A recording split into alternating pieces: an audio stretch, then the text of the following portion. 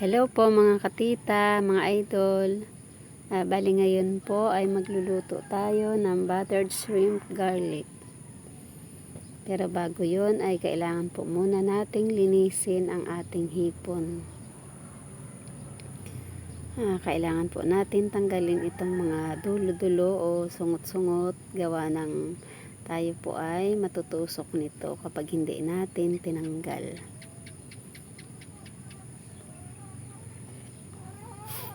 Ayan po, oh. Nakakatusok po yan at masakit po kapag tayo ay natusok.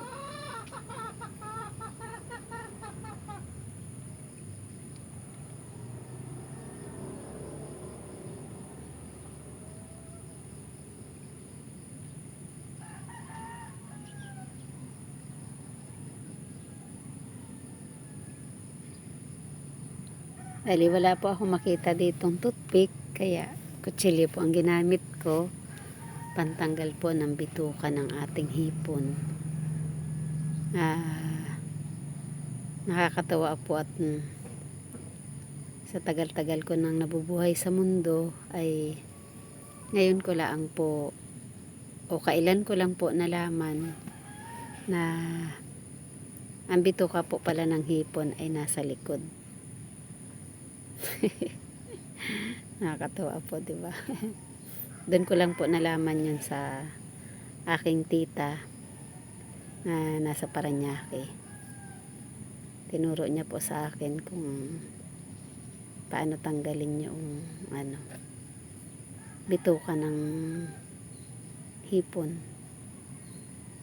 Bali ganito po kapag maghugas tayo, kumuha po tayo ng isang sandok at yun po ang ating ipapanghalo. Sa ganun po ay kung may natira mang pantusok ay hindi tayo matusok.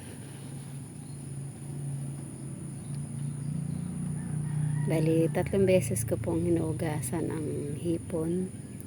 Sa ganun po ay siguradong malinis po ang ating iluluto.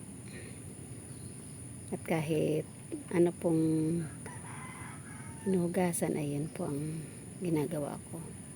At ngayon po ay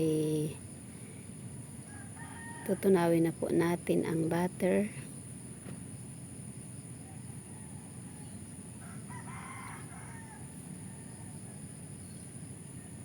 Kapag tunaw na po siya ay saka po natin ilalagay ang ating bawang.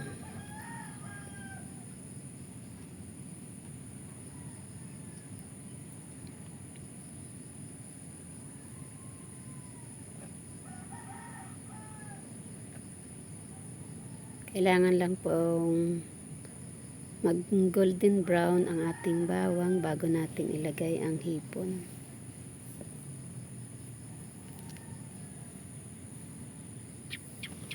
Lagyan po natin ng seasoning, paminta, at asin. Bali, konti lang po muna ang ilalagay nating asin. Kasi po, pwede naman po tayong magdagdag kung sa ating panlasa ay matabang pa. Sabi po kasi ng lola ko, mas mahirap daw po ang maalat kaagad. Kasi mahirap pong habulin. Dadagdagan talaga natin ng tubig. Tikman po natin ang ating nilutong hipon. Okay naman po ang kanyang lasa at halu-haluin po natin. Hindi po siya masunog. Napakasarap po ng hipon pero hinay-hinay lang po tayo sa pagkain. Gawa ng ito po ay bawal na bawal po sa mga high blood. Kaya kung tayo po ay high blood ay patikim-tikim lang po.